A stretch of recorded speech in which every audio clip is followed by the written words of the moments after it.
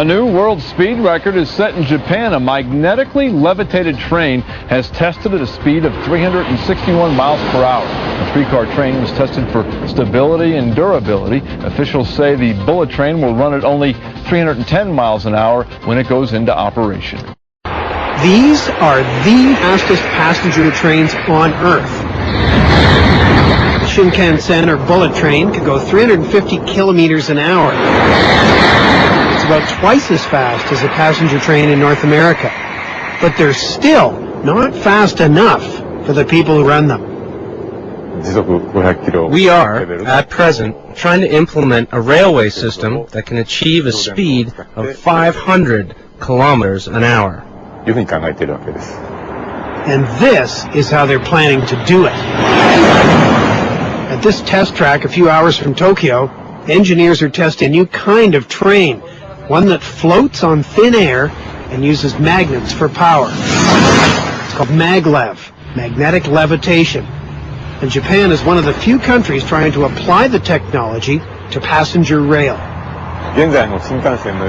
Our end goal is to come up with a railway system which is reliable, stable, and comfortable, like the present Shinkansen system. Here's how it works. There are rotating magnets built into the side of the train. There's also a row of magnets on the side of the track. The magnets on the train are aligned so that they're constantly being pulled towards the magnets that attract them and pushed away from magnets that repel them. The train does have wheels, but once it hits 140 kilometers an hour, the wheels are retracted, just like the wheels on an airplane after takeoff. The train is then suspended in midair by the magnets, meaning there is no friction to slow it down. The magnetic force is all that's needed to propel it down this test track at jaw-dropping speeds. That was 500 kilometers an hour, about as fast as a plane. But the Maglev can go faster than that.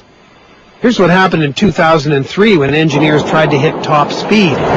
This test got them into the Guinness Book of World Records when their train hit 581 kilometers an hour.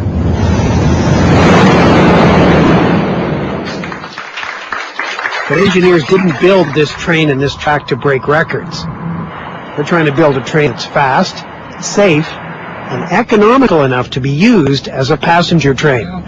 The main issues we are now facing include improving durability, developing technology to reduce costs, and finally we are trying to improve the aerodynamics of the train. So every day engineers board this train armed with sophisticated instruments.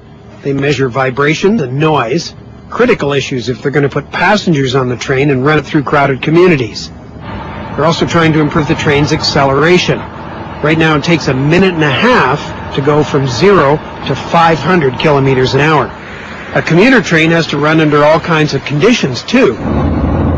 So the engineers conduct tests in the rain, they run it at night, they run it by itself, and they run stability tests to see what happens when two trains traveling at 500 kilometers an hour pass each other.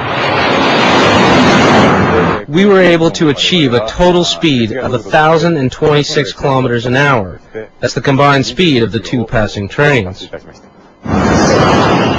All in all, Japan Rail has put about 500,000 kilometers on their test trains. But right now, the most important number is cost. The idea is to build a maglev line between Tokyo and Osaka, distance of about 500 kilometers. Maglev would be twice as fast as the bullet train, but at a price. It costs twice as much to build a maglev line than a regular bullet train line. Which means running a maglev between Tokyo and Osaka would cost a whopping $100 billion. So engineers are looking at ways of using fewer magnetic panels, making those magnets cheaper, finding more economical ways to install them. Engineers have overcome all the technological challenges of getting this train up to speed. But unless they can bring down its cost, it may never pick up a single passenger. Japan Rail will study this technology until the end of 2005, and then the government will have to decide if it wants to pay such a high price for this train's high speed.